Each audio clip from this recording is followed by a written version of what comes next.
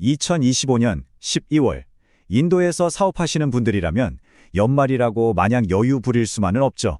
자, 한 해를 마무리하는 이 가장 중요한 달에 정말 놓치기 쉬운 핵심 컴플라이언스 일정을 제가 지금부터 알기 쉽게 그리고 명확하게 짚어드리겠습니다. 그런데 말이죠. 왜 하필 12월일까요? 그냥 연말이라서 바쁜 걸까요? 사실 그 이상의 이유가 있습니다. 어쩌면 12월은 인도 법인에게 가장 위험한 달이 될 수도 있거든요. 그 이유 바로 한번 알아보겠습니다. 정답은 바로 이겁니다. 마감일의 퍼펙트 스톰. 그러니까 월별, 분기별, 그리고 가장 중요한 1년치 연간 신고 마감일이 이 12월 한 달에 그냥 다 몰려있는 거예요. 만약에 여기서 하나라도 놓치면요, 단순히 과태료 좀 내고 끝나는 문제가 아닙니다. 인도 내 물류 이동에 꼭 필요한 이웨이 비일 시스템이 아예 막혀버려서 상품 출고 자체가 멈출 수도 있어요. 이건 뭐 말 그대로 비즈니스의 지뢰밭이나 다름없죠. 자, 그럼 이 복잡한 지뢰밭을 어떻게 안전하게 통과할 수 있을지 그 첫 번째 관문부터 한번 살펴보겠습니다.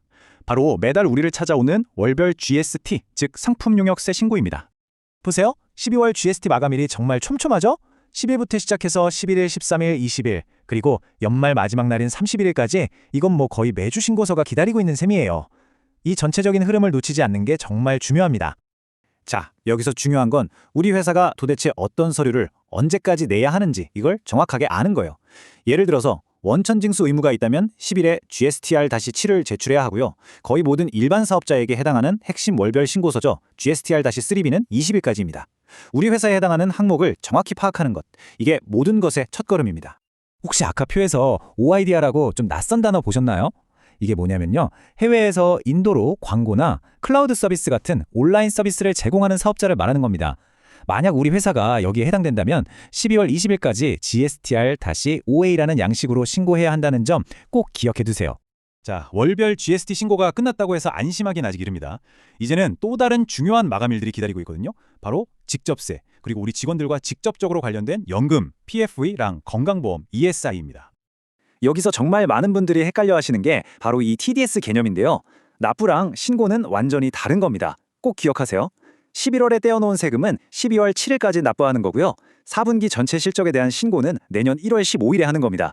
이 두 날짜 절대 혼동하시면 안 됩니다. 자, 이제 달력에 12월 15일, 이 날짜에 아주 크게 동그라미를 쳐두셔야 합니다. 왜냐하면 이날 하루에만 무려 3가지의 중요한 마감일이 한꺼번에 몰려 있거든요. 그 첫 번째가 바로 직원들의 퇴직연금 격인 PF, 즉 Provident Fund 납부 마감일입니다. 그리고 바로 그날 두 번째로 직원들 건강보험, ESI 납부도 마감일입니다. 그리고 마지막 세 번째는요, 바로 현 회계연도에 대한 3차 선납세금 납부 마감일입니다. 그러니까 직원복지부터 회사세금까지 이 12월 15일 하루가 정말 정신없을 수 있으니까요, 미리미리 준비해 두시는 게 좋겠죠? 자, 이제 12월의 클라이맥스입니다. 어쩌면 가장 부담이 클 수도 있는 마지막 관문이죠. 바로 한 해를 통째로 마감하는 연간 신고입니다.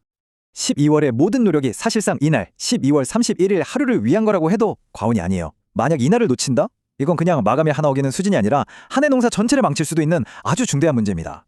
그러니까 31일 하루에 이걸 다 하려고 하면 절대 안 되고요. 미리 계획을 세워서 체계적으로 접근해야 합니다. 첫째, 연간 GST 신고서를 챙겨야 하고요. 둘째, 혹시나 놓쳤거나 수정해야 할 소득세 신고가 있다면 이것도 마지막 기회입니다. 그리고 주요 법인 서류랑 외국인 투자 보고서까지 이 모든 걸 위한 체계적인 계획이 지금부터 필요합니다. 와, 듣기만 해도 머리가 좀 아프시죠? 괜찮습니다. 지금까지 말씀드린 모든 걸 딱 압축해서 이것면은 절대 놓치면 안 된다 하는 최종 체크리스트를 지금부터 정리해 드릴게요. 다른 건 혹시 잊어버리시더라도 이 낸 날짜만큼은 꼭 기억해 주세요. 7일, 원천세 납부. 15일, 직원 관련 납부랑 선납세금. 20일, 월별 GST 신고. 그리고 마지막 31일, 대망의 모든 연간 신고 마감일. 이 낸만 제대로 챙기셔도 12월의 가장 큰 고비는 넘기시는 겁니다. 네, 맞아요. 이 모든 과정 솔직히 복잡하고 부담스럽게 느껴지실 수 있습니다. 하지만 한번 생각해 보세요.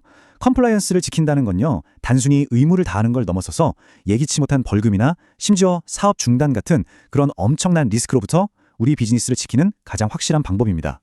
혹시라도 이 복잡한 인도의 컴플라이언스 정글에서 길을 잃으셨거나 전문가의 도움이 필요하시다면요, 망설이지 마시고 저희 로즈가든 컨설팅에 연락 주세요.